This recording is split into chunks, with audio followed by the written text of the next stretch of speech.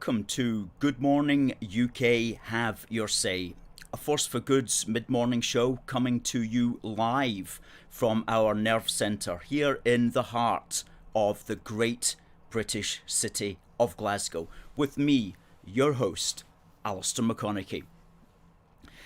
Folks, we're broadcasting today across all our platforms as usual, across Facebook, across Twitter, and across YouTube. And please do fire in your comments and your questions and do join in the conversation. We've got a great show lined up for you today. At 11 o'clock, we have got the author of this book, Brexit, The Road to Freedom. And that is Will Podmore, who's going to be joining the show at 11. And we're very excited to have him on as a guest. A great book. And we'll be talking about it, and we'll be talking about what he believes is the next moves for the great Brexit journey which we are on. That's coming up at 11 o'clock. Just to say hello to the folks who are coming in. Hello, Adam. We're good today, and we're very excited about the show that we've got going on. Good to see Alan in here, and also Margaret and Ben, as usual. Hope you have better success with the competition this week. And good morning to Sandra, and to Alan, and to Richard, and Jim. Good morning to all these folk today. It's going to be a good show. As I say, we've got a great guest coming up at 11. And at a quarter to 11, we'll have our On This Day in British History, and we'll be asking a question about that for our competition, which will also be coming up at the top of the hour. And good to see Debbie and Stephen in this morning, and the sun is shining. We are walking on sunshine this morning here in Union City, Glasgow. Good morning, Jim, and also to Hugh and Jennifer and Angus and Eric and Brian and Ibrox Park. Always good to see Ibrox Park in from the county of Down. And Catherine, thanks for contacting us yesterday with your question. I hope we were able to answer it. And Adam says, happy birthday, Union Jack. Well, that was yesterday, wasn't it? The 14th of April in 1606, when James VI of Great Britain commissioned that flag for the merchant and royal navies. And Michael and Vic and Christine and Jeff. Now, we've got a question for you this morning. And our question is, did anyone see the leaders' debate yesterday? Did anyone see the leaders' debate? And if you did see the leaders' debate, who do you think won the leaders' debate? The leaders of the political parties at Holyrood. If you watched it and if you've got a comment to make on that, please do fire that in. We'd be interested in what you've got to say about it. Our impression was that Nicola Sturgeon simply concentrated on knocking Boris Johnson in particular, without really coming out with much other than just her usual rhetoric, supported of course by Patrick Harvey, the flowerpot man of misery, who him and Nicola, they make a great a double team together. So what are your thoughts on the leaders' debate yesterday? Bill says, hope everyone's feeling great. Absolutely, you've got to feel great in this country. One of the greatest countries in the world. And Elizabeth. Debbie thinks, I thought Willie did well. Douglas didn't do too bad either. Yes. Catherine says that Sturgeon was awful. Derek says he didn't watch it. In the great British town of Grangemouth. I no longer watch STV, only watch ITV1. Same with BBC. Is Grangemouth where they've got that Spitfire display in the town centre? Is that in Grangemouth? Because I have to visit that one day. They've got a Spitfire. I think it's Grangemouth. Tell me if that's correct, please, Derek.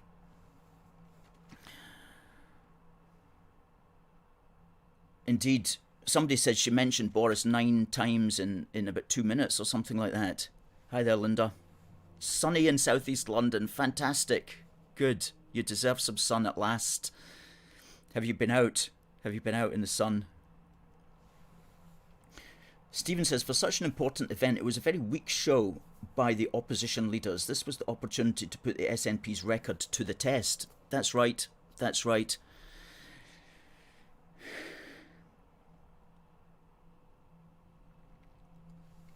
Wayne says, Sturgeon said she took her eye off the ball on drug-related deaths.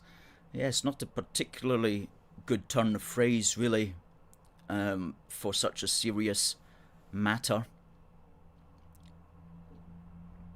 And of course, she's constantly promising freebies, as she was doing yesterday, and she's been doing in all her broadcasts, just freebies, freebies, freebies. Courtesy, of course, of the great British taxpayer. At the end of the day, that's who's paying for it. She never actually mentions that particular angle, which helps her cause. And indeed, she is obsessed with Boris. And Tommy says he turned it off when he saw Harvey. Well, that's quite an understandable reaction, I have to say. Sometimes we see him cycling about Glasgow like the Wicked Witch of the West in his bicycle, off to mess up somebody's life that day. Well, talking about the election, of course, coming up, we do have until Monday. Today is 22 days to go. Okay, countdown to the great Scottish ejection with 22 days to go, and the whole country's watching just to see that show. Okay, 22 days until Thursday, the 6th of May, when we are going to purge the Sturge and give Humza the heave and get Slenderman Swinney in the big wheelie binny and make Angus Robertson the soon-to-be forgotten one. Okay, that's coming up on the 6th of May, if everybody votes. Okay, if everybody votes. Now, usually, as we keep pointing out, the turnout at the Scottish election is always derisory. The last 5 elections has been 53% average turnout. Okay, just a little over half. That compares with the last 5 Westminster elections, where the turnout has been 66%. So, as we always say, the people in Scotland are much more engaged at the British level, provably so, than they are at the Scottish Parliament level. But of course, if you live in Scotland, all you hear about is what's happening at Holyrood. But at the end of the day, the people in Scotland are not that engaged with those actual politics, and most people don't vote. And in Humza Yousaf's constituency, the man we call the Injustice Secretary, in his constituency of Glasgow Pollock, back in 2016, 54% of people did not bother to vote in the constituency. Less than half the people in the constituency bothered to vote. So that's how the SNP, one of the reasons anyway, why the SNP keep getting in and staying where they are, because their voters turn out, but the vast majority of people in Scotland just can't be bothered with what's going on. So if we can get the turnout up, then we can purge the Sturge and give Humza the heave, as we like to say. So you've got until Monday night to register to vote if you're not already registered to vote. Okay, you've got until midnight on April the 19th, that's this Monday coming, to register to vote at that address. And if you or your family are not registered, please help them to get registered.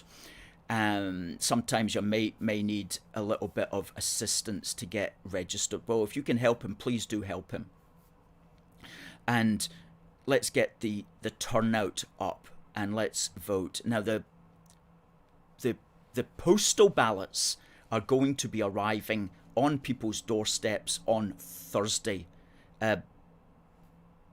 That's tomorrow. They're going to be arriving tomorrow, Thursday the 15th. And so it's too late now to apply for a postal vote because they're already done and dusted, and the ballots will be arriving on your doorstep tomorrow. Now, how many people in Scotland have registered? for postal votes. We got this very good information yesterday from the BBC. 24% of the Scottish electorate has registered for a postal vote. That's high. I mean, that's almost 1 in 4. And as you know, we're not fans of postal voting because we think that it can be manipulated. Postal votes can be manipulated, and they are harder to verify. And so once a country starts going down postal voting or these electronic voting forms, then what you're looking at is the potential corruption of that voting process. So we're not supporters of postal ballots, but we understand, of course, that they exist. And so that's 1 in 4 Scots are registered to vote by post as of today, as of this election. And that's high. In 2016, it was 18%. So it's gone up 6%, but nowhere near where they were expecting it was going to go up. They were thinking it was going to go up to 40%, which would have been like almost half the Scottish electorate registered to vote by post, which would have been very bad. And if it ever gets to that stage, it will be bad, because that will signal a constituency of votes which are highly vulnerable to manipulation. So we don't like that fact, but that's what we have to live with. In the very first Holyrood election in 1999, the number of registered people to vote by post was 1%. In 2003, it was 4%. In 2007, it was 11%. And in 2011, it was 14%. And in 2016, as I say, it was 18%. And it's now at 24%. Who knows where it's going to be in 5 years' time. But we don't want a situation where everybody's voting by post, because that is just so hard to verify. Trying to verify everybody in the country against a signature is basically impossible to do it quickly anyway. So we'll see how that affects the vote as well. Maybe some of these people will be voting our way, which is to say voting for the pro-UK parties. We're at A Force for Good. We're not recommending any particular party. We're not even interviewing any candidates. We could have done that, but we didn't want to go there lest we were accused of showing favouritism or something like that. So we just stayed out of the political party thing at the moment, and we'll take that right up until voting day and see how it goes. And then afterwards we'll see who wants to come on the programme. But prior to the election, we're not interviewing any politicians or candidates. And we have been asked by several, but we've had to turn them all down for these reasons.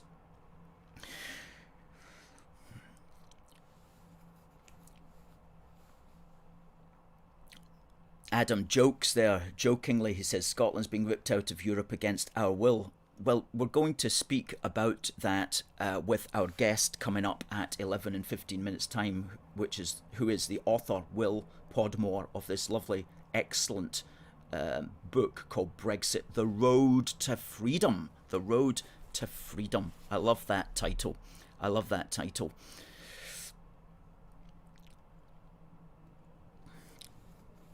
Now, it's 1:45, and this is our time for our On This Day in British History. And we always tell you what happened on this day, which is the 14th of April in British history. And listen carefully, folks, because we will be asking questions about this at the top of the hour for our competition, which is to win our Union Heart badge, which is this poster here. It's that badge there, it's that heart there. It's got A Force for Good written through the middle of it. So that's the prize today. Now, what happened on this day in British history? On this day, 14th of April, 1536, the Act of Union with Wales received the royal assent, and this was an act for laws and justice to be ministered in Wales in like form as it is in this realm. And that was passed in the 8th session of Henry VIII's Parliament. And we always think about the union of Great Britain with Ireland in 1801 and the Union of England, Wales and Scotland in 1707, but of course there was the union with Wales and England back in 1536. And it was arguably more of an annexation because Wales at the time did not have a parliament with whom to debate the matter. But nevertheless, the Act began the process of developing members of Parliament for the Welsh regions, and a second Act of Union was actually passed in 1543 at the time when there were then Welsh members of the Parliament in London. So that was today the England-Wales Act of Union given royal assent in 1536 under the Parliament of Henry VIII.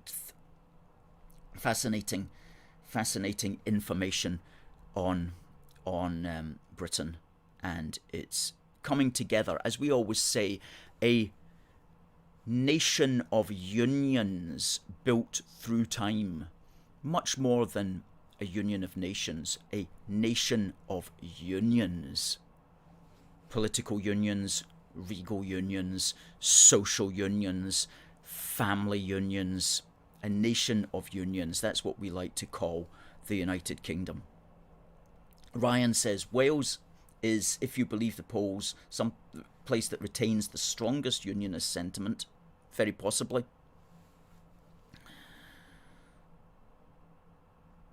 Eric says, King Henry Tudor VII was born in Wales. Absolutely. And the Red Dragon of Wales comes from the Tudor symbols on their royal heraldry. And Ryan says, Wales was not recognised as a kingdom as such, but a principality, hence why it was never included in the Union flag. That's correct. We had a wee conversation about that 2 days ago on the site, and people say, why is Wales not included in the Union Jack? Well, when the Union Jack was formed by King James VI, it was a union between the kingdoms, and that was to say the kingdoms of England, which included Wales as a principality, and Scotland. And so it was the English flag that was used. And at the time, Wales didn't have a flag to use anyway. The flags that Wales used were the regal flags. And right up until 1959, Wales didn't actually have an official flag of the nation. And it was only in 1959 that the Red Dragon was officially recognised as the official flag of Wales. And we do have some people who have incorporated in various designs the Red Dragon of Wales on top of the Union Jack. Our friend Caelan Wynne of Dramatic Scotland Creations has created a Union Jack with a Welsh dragon on top of it, which is very, very attractive for those of Welsh descent who like to use it.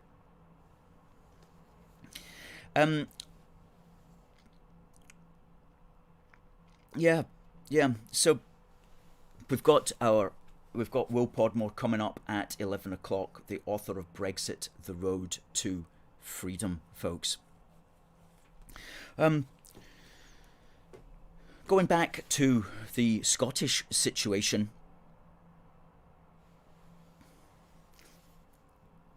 going back to the Scottish situation, there was quite a bit of flurry on Twitter yesterday and on the newspapers because of an article which had appeared in the Times. And it was written by somebody called Professor Kieran Martin. And he was saying that if, for example, the Scottish Nationalists win a majority of seats, then you must not deny them what they want, which is a second referendum. And of course, we have shown, and we've been at pains for the last several months to show that Holyrood is not the appropriate place to seek a mandate for a second referendum, because Holyrood is a devolved arm of the British Parliament, and it's at the British Parliament that you have to seek the mandate. It's at British parliamentary elections that such a mandate would have to be sought, because it is from the British Parliament that you are trying to remove your Scottish MPs. And that seems quite logical and straightforward, but of course that's an angle that the media don't want to talk about because it ruins their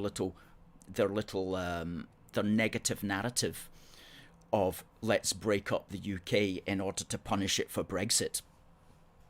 Anyway, what struck me about this article was because it was so constitutionally wrong, yet it was written by somebody who was the Constitution Director in the Cabinet Office between 2011 and 2014.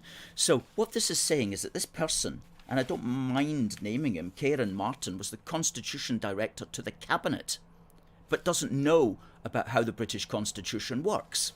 He even goes as far as to say that if the British government was to reject the request, the demand for a second referendum, then it would be saying that there is no lawful democratic path to achieving Scottish independence. Well, that's completely wrong. As we keep saying in our articles, the route is for the SNP, if they wish to seek a mandate for a second referendum, then they must stand as abstentionists at a British parliamentary election, and they must get a majority of seats and a majority of their electorate that way, and that will be sufficient for them to demonstrate that there is a demand for a second referendum. But unless they can do that, then they cannot use elections to a devolved parliament, that is, elections to a devolved arm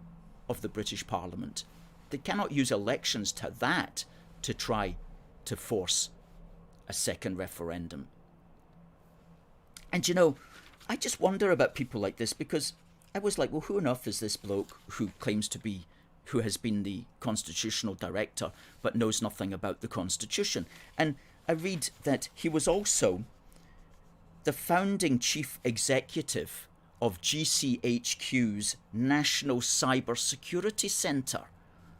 Now, I don't know about you, but I have never in my life, and I have not led a sheltered life, but I've never even met anybody like that or in these kind of fields or whatever. It's like, where do they get them? I mean, do they grow them in a lab somewhere or something like that? Like, oh, what do you want to do? Oh, I'll be the, can I be the Constitution Director, please, for the Cabinet Office? Oh, and then I'll go on and I'll be GCHQ's founding director of their cyber security agency. I mean, how do you get onto a career path like that and just continually mess up the country? I don't understand where these people come from and how they get to where they get to, and then how they keep getting recognised. And, you know, they write articles for the Times. And I'm afraid it's articles for the Times that the government are going to be listening to. Articles for the Times, which I might add, they get no retweets. They get no retweets. Nobody's really interested in what this guy's got to say, even though he gets articles printed in the Times. Anyway, I'm just having a wee rant there because it annoyed me that somebody who doesn't know about the British Constitution is trying to pretend that he does, when in fact you'll get all the information you want about the British Constitution and how it works properly from A Force for Good. And we'll put up the link there to our article about Holyrood and why you can't seek a second referendum, why it's not the appropriate place to seek a second independence referendum mandate, or a second secession referendum, which I think our guest would probably describe it as, because in his book here he talks about secession as perhaps being the correct term, not independence. Now, I mentioned that we had our little competition for the badge. Now, the question for this little badge, which I will fire out to the winner today, if they send their answer, please, to contact@aforceforgood.uk, and I'll just put up the link to where you want to fire in your answer. Fire it into contact@aforceforgood.uk. The question is, on this day was the Union of England and Wales on the 14th of April 1536. Who was the king at the time? Okay, under whose parliament did that Act of Union receive royal assent? From what monarch? What monarch signed off on the Act of Union with England and Wales today on the 14th of April 1536? And this little badge, which is worth a £5, will be winging its way to you. And if you don't win it, you can always buy it for a £5 at our shop, aforceforgood.uk/shop-1. Okay, now folks, please do share this. If you're watching, please do share on Twitter, and if you can retweet it with a positive tweet, then we will retweet you to over 26,000 people. Okay, now and please share, please give us a thumbs up on YouTube and a like and a share on Facebook, please. Now, just going to your comments before we bring in our guest. I see our guest is in the waiting room, and we'll be bringing Will on at 11 o'clock precisely.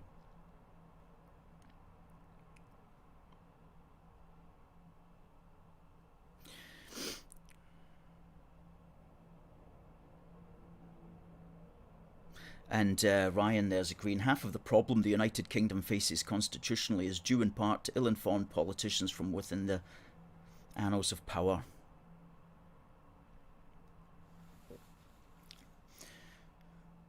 Louise liked our wee rant, utterly spot on. Absolutely. It's always good to have a wee rant, especially when you read stuff like that and it's just like, just annoys you, you know. Oh.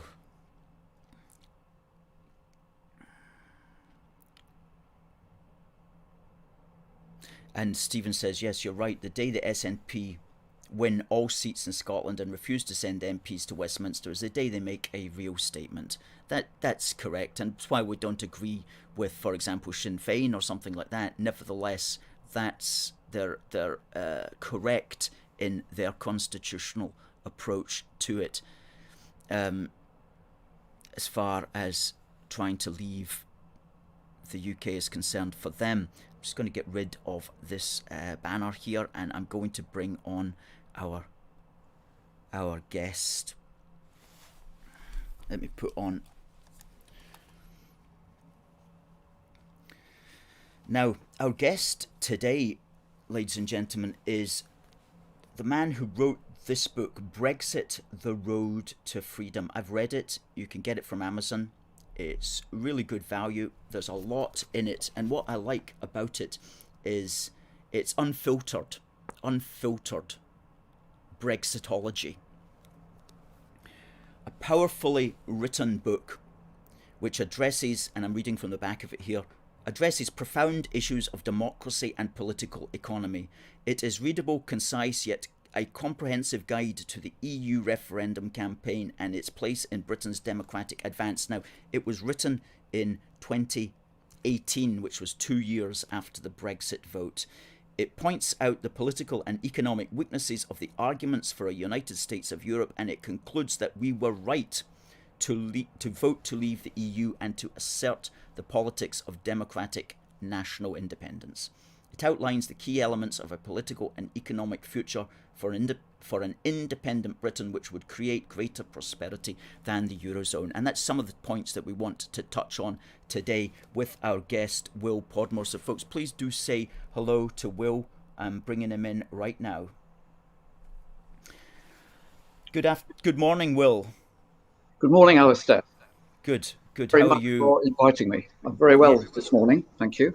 Here in sunny London. Excellent. And how is London after the slight freeing up from the lockdown? I think because you're getting freed up down there a lot quicker than we are up here in Scotland, where we're still in chains, courtesy of Madame Sturgeon. How are things on the street down there at the moment? Very lively. It was really heartening to see lots and lots of young people out and about, actually enjoying themselves again, thank goodness, at last. You know, going to the pubs, having a great time, going to the restaurants, booking the tables, you know, behaving sensibly, but fairly uproariously. And they were really having a great time. And it was very heartening to see. It was great fun. I'm glad to hear that because for well over a year now, normal life seems to have been put on hold. So I'm glad people have remembered how to act normally. Now, I'd like to speak about your book here, Brexit, The Road to Freedom. And can you perhaps just give us a little bit of background into why you became interested in this particular topic? Because you're not a politician, I take it. You're not an elected official or anything like that.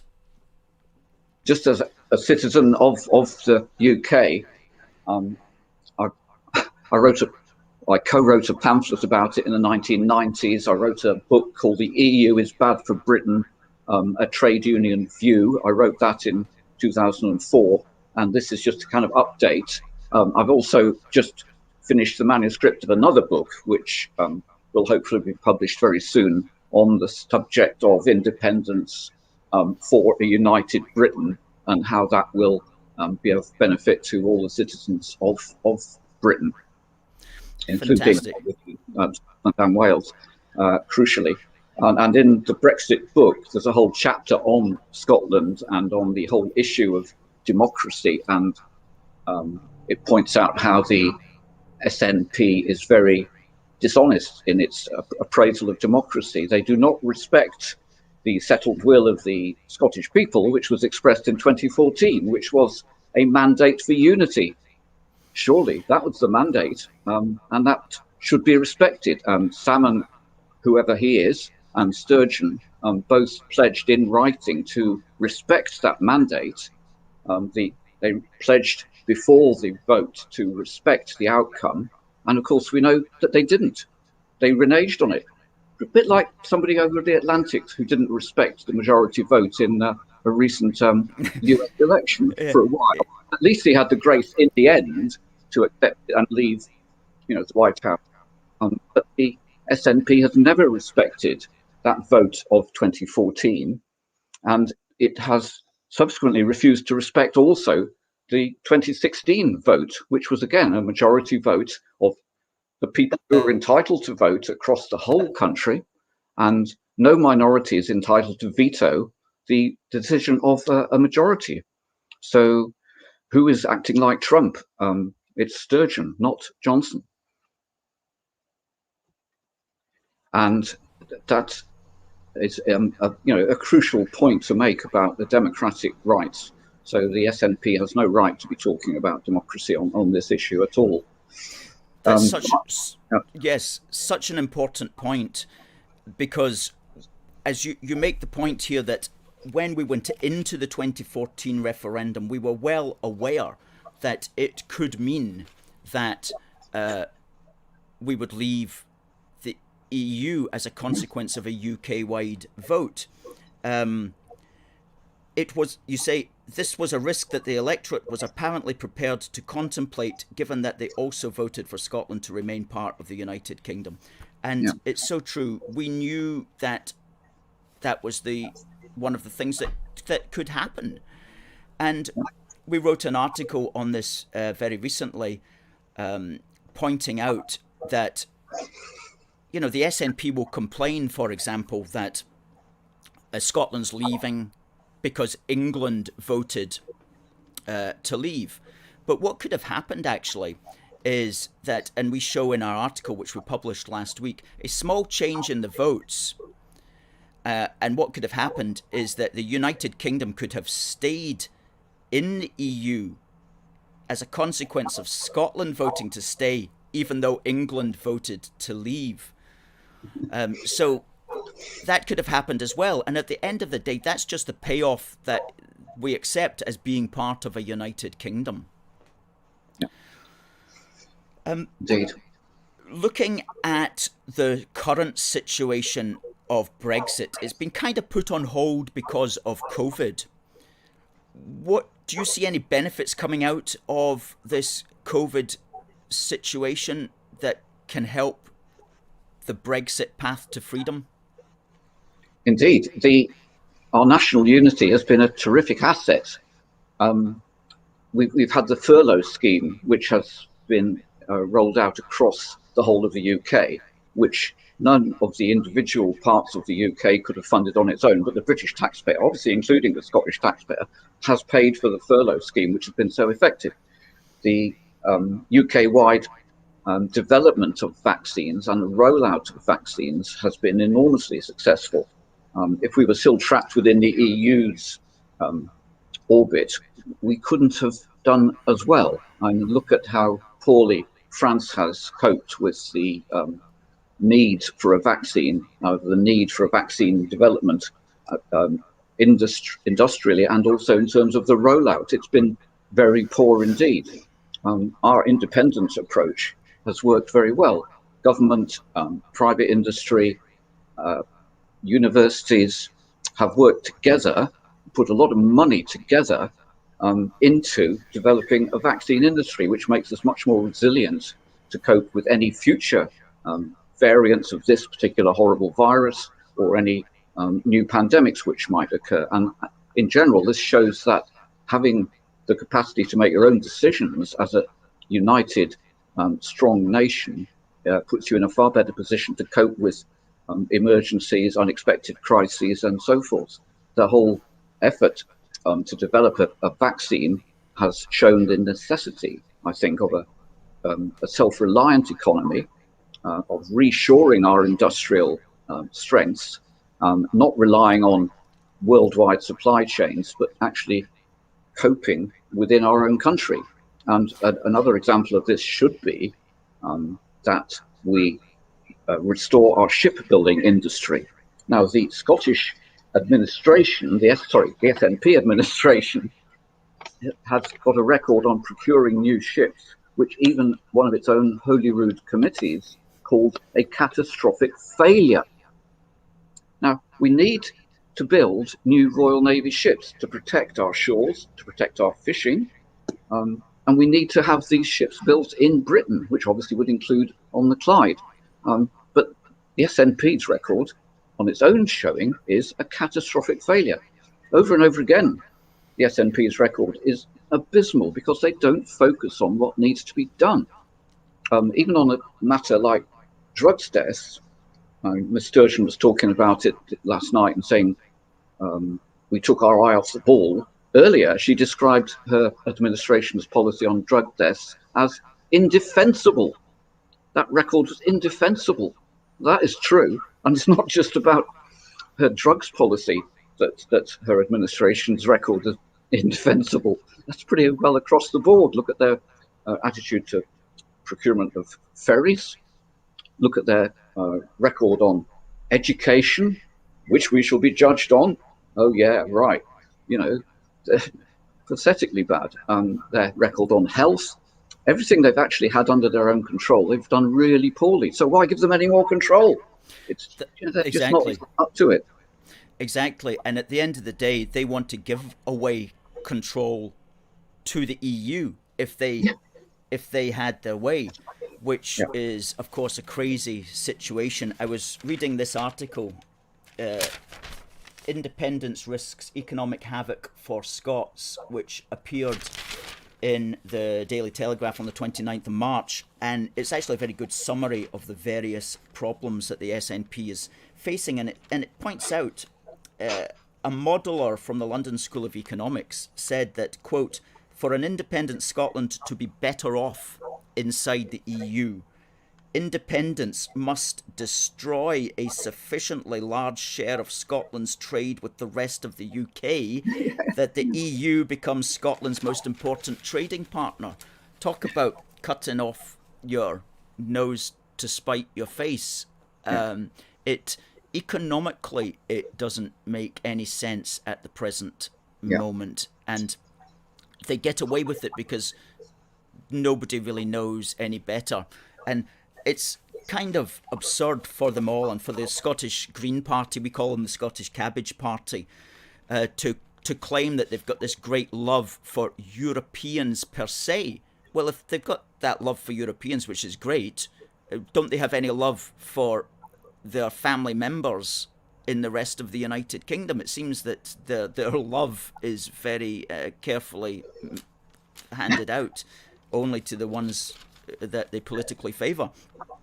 So there's nothing really in their situation that makes any sense. And I'm so glad that you've written this book, Brexit: The Road to Freedom. What sort of things, if you were the Prime Minister at the moment, I wish you were, Will, actually, as Prime Minister, but if you're not, if you were, what would you be doing to further us on this road to freedom? I'd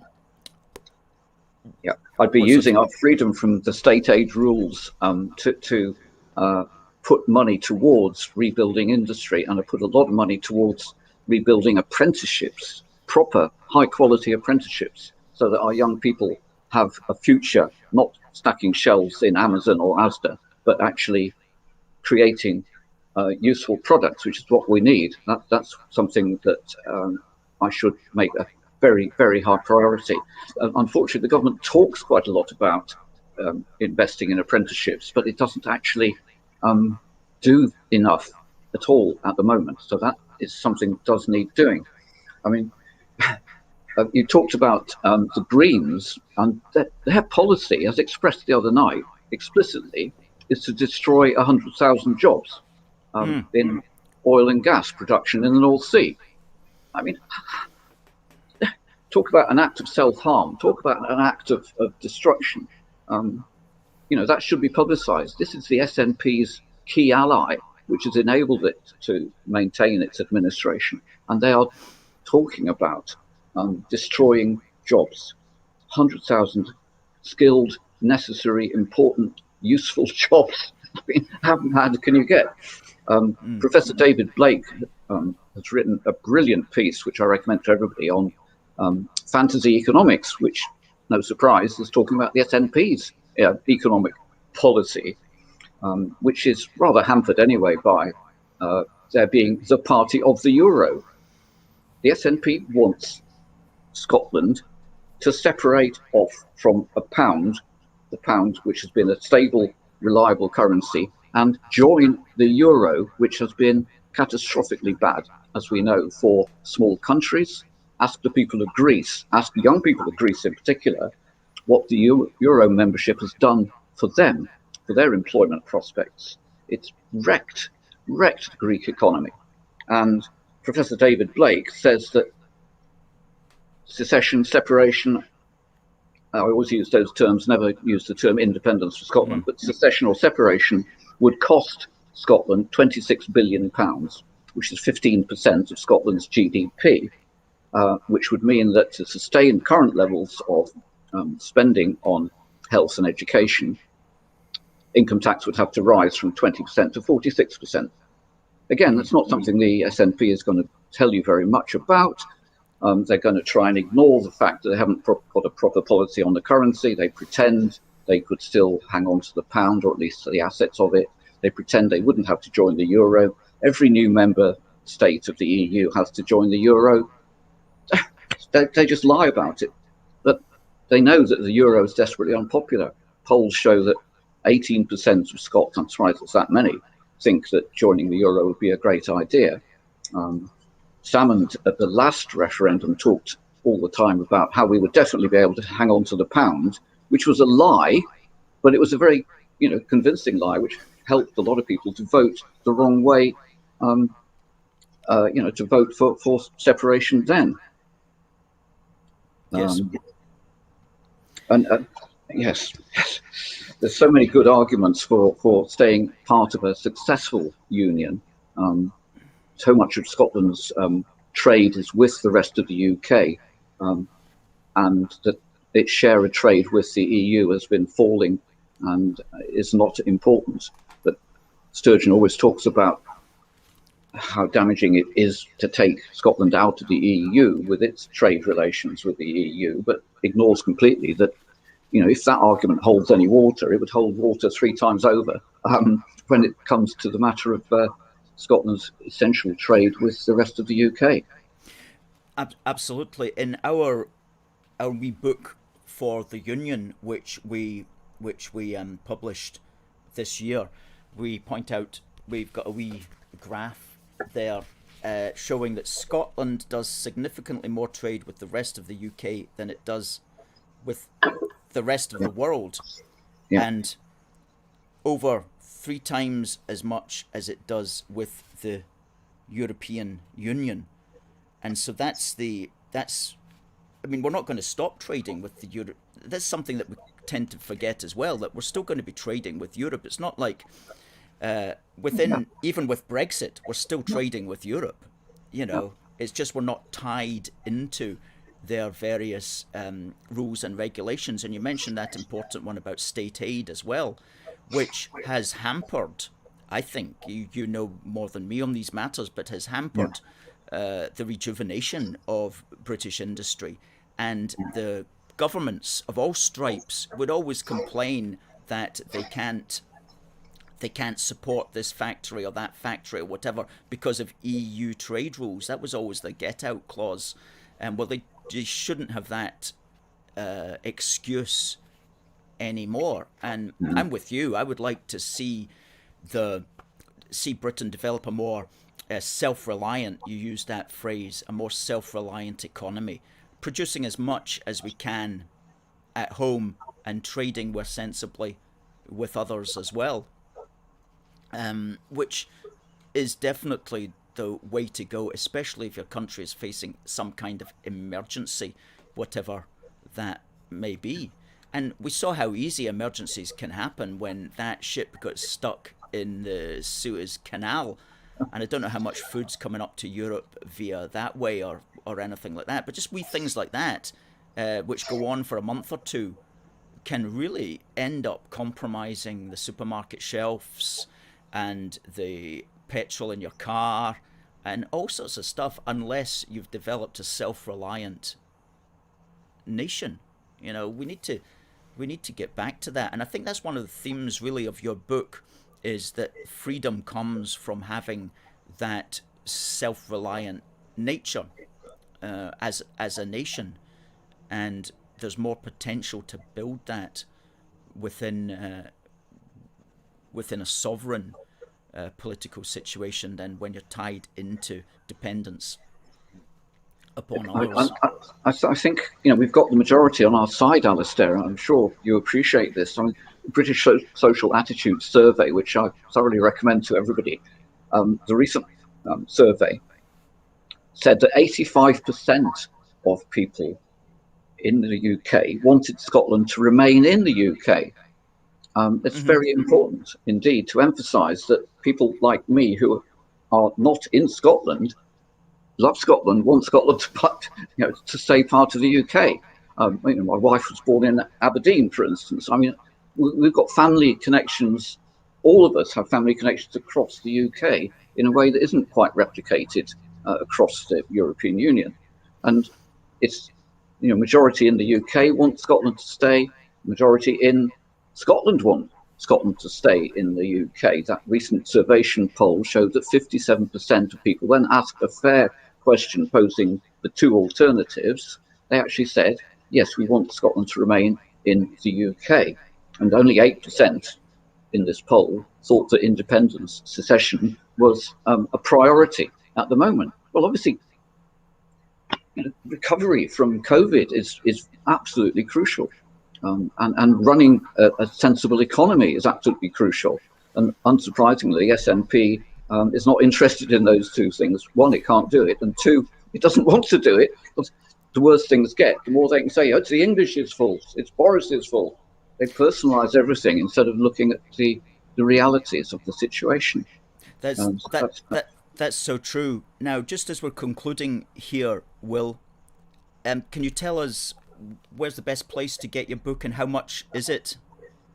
Well, it's on Amazon, or that's the place to go. Okay. And the price currently is £9.95.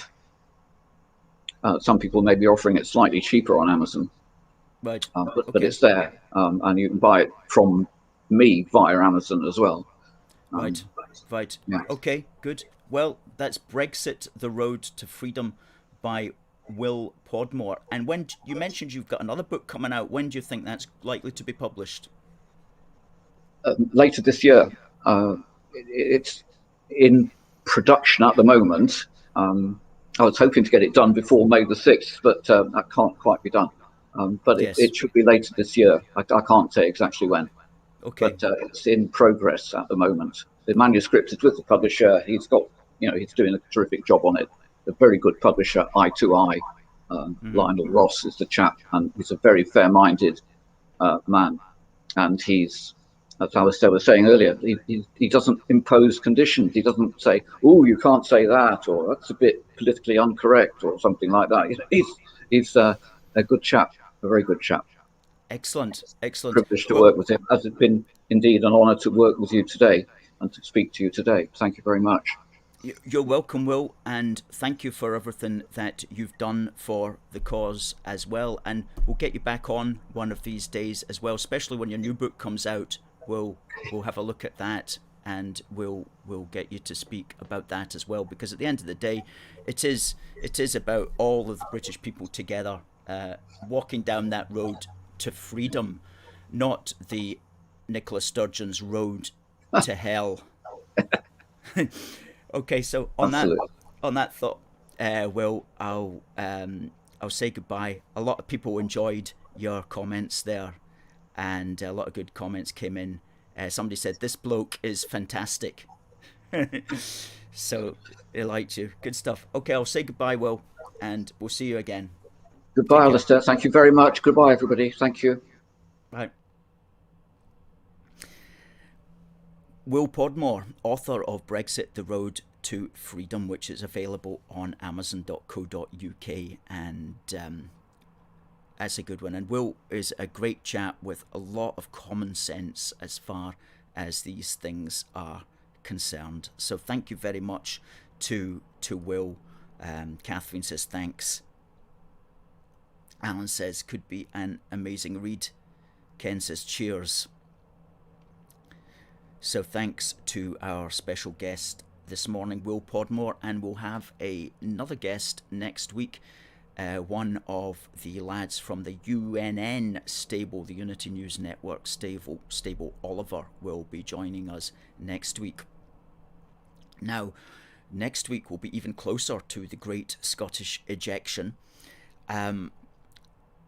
Something I want to talk about is that on the 1st of May, we're going to have a counter presence in George Square in Glasgow, because the marching wing of the SNP, who call themselves All Under One Banner, are going to have a static demo in George Square. Now that's going to be Saturday the 1st of May, and that's going to be 6 days before the Great Scottish Ejection. And so the media are going to be there, and they're going to be looking to take photographs to create and to get optics for their newspapers and media and so on. So we have to be there holding the British end up. Okay, we have to be holding the British end up in George Square on the 1st of May. Now we're already in talks with the authorities on this matter in order to do it as they want it to be done because of this COVID situation, which will still be there, still be lingering on. So it will all be done properly and safely, and it's going to be a very good day. Now, if you want to join us, please do contact us at contact@aforceforgood.uk or send us a message on Facebook or whatever, and we'll keep you in the picture of how you can join us. And everybody who's been out with us in the past will receive an automatic invite anyway. But if you've never been out with us before and you'd like to be out with us, please do send us a message, and we will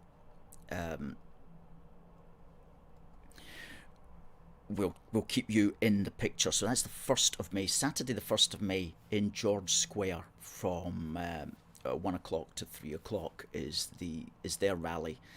So please put that in your diary, and if you want to join us, please do contact us. Best not just to turn up on the day, best to contact us so that we know that you're coming, and so that we can give you the proper information. And now, who won the competition? The competition was for the little badge, and the question was,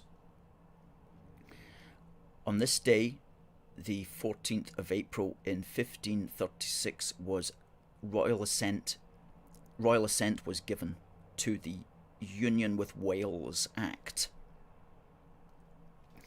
And who was the king that gave the royal assent? And the answer was, of course, Henry VIII. And I'm glad to say that we have got a winner.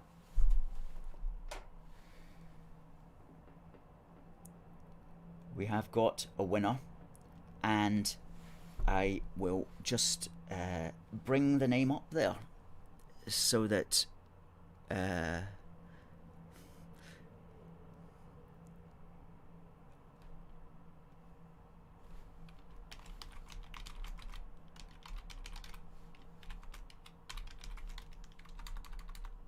winner, who correctly told us it was Henry VIII, is Ben Prophet. Congratulations. This little badge will be winging its way to you this afternoon. Just fire in your address there again, Ben, and we'll get that to you. Congratulations. And yeah, that'll be coming to you. Good stuff. Good stuff. Ken says, oh, thank you. Thank you. That's nice. It's Bill says, wear your badge with pride, Ben. And Bill, you asked the question, where can that book be got? And the book can be got from Amazon. Just type in Brexit, the Road to Freedom. And you... Kazi says, well done, Ben. And Adam says, well done. And Samuel, you just missed out by milliseconds to Ben, I'm afraid. Sorry about that. As did Stephen. As did Debbie as well. Tommy says, well done. Linda says, well done, Ben. Alan says, nice one, Ben. And Ben says, congratulations, thank you. He says, I will wear with pride. Fantastic, fantastic. Rule Britannia, absolutely. Congratulations to this week's winner of the quiz, Ben Prophet. Well done, Ben. Folks, it's 11:30. It's time for us to say goodbye. We have not been doing any of our outside broadcasts this week because of the sad passing of the Duke of Edinburgh, who is getting buried this Saturday. But we'll be back out in the constituency of Glasgow Pollock on Monday for our 15-minute show, which will be our countdown to the Great Scottish Ejection, and we'll be running that on Mondays, Tuesdays, Thursdays and Fridays from the Great British constituency of Glasgow Pollock. trying to get people to come out and vote, and to vote for anyone but Humza, and to vote tactically as well if that takes their fancy. But we've got to get Humza out, and we're going to be back on that on Monday, and we'll see you folks next Wednesday at this place, same time, same place. Glad you enjoyed it, Tommy. Glad you enjoyed it. And Catherine says, thanks, Alistair. Awesome as usual. And Alan says what we all say, enjoy your afternoon, everyone. It just remains for us to say,